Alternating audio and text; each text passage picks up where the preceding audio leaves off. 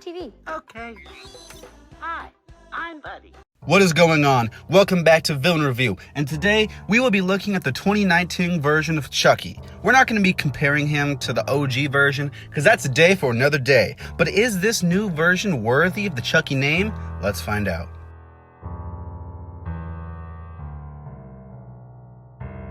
So this version of Chucky begins in the Buddy doll factory, where the dolls themselves are made. One employee is having a no good, very bad day because he's about to be fired. He's given one more instruction before he leaves, however. Finish up the last Buddy doll he's working on and then beat it. The man says yes, but really no, because he goes into the doll's settings and turns off all the safety parameters in the AI. Apparently, the default setting for this Chucky is to murder people, and that's exactly what this guy plans on happening. They send the doll out to stores, and he winds up in the arms of Karen, who gives the psycho to her son Andy. You know, like, as I'm saying this, it kind of sounds like an Elseworld Toy Story film where Buzz Lightyear just starts killing people. Wait, like, actually that sounds kind of cool. But anyways, Chucky and Andy become friends, and the rest is, as they say, murder related.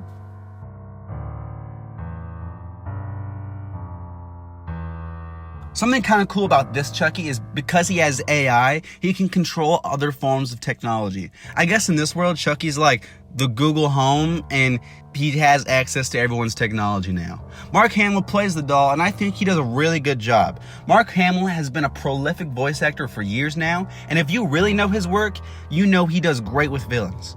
Chucky at first seems like a friendly doll who has to learn things about life, and in that sense it's kind of a fish out of water character, but because of the bad programming, he often snaps and takes things too literally. He's programmed to be best friends with Andy, and he will do whatever it takes to make that happen. There's one point in the film where a cat scratches Andy, and Chucky gets that Kill Bill face and just goes off on the cat.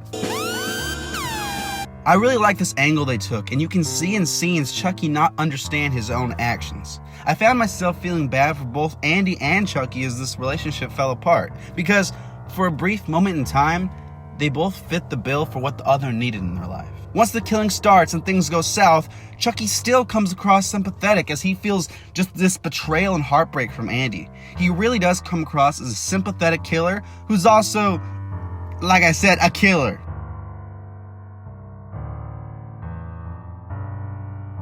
One of the reasons Chucky is so enjoyable is because of Mark Hamill's performance. The performance makes everything the doll does either really creepy or kinda even funny.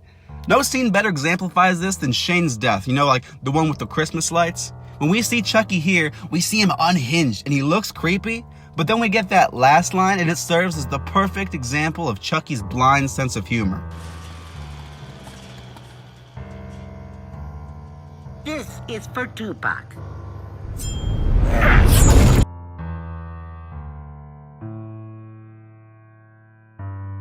Overall, I really like this version of Chucky.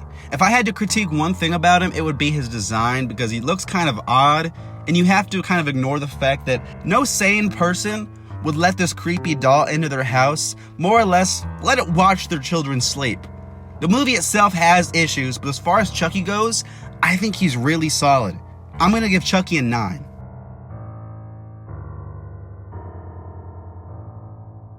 Thanks so much for watching, and comment below who I should review next. Subscribe so you can see next week's episode, and I'll see you next Monday.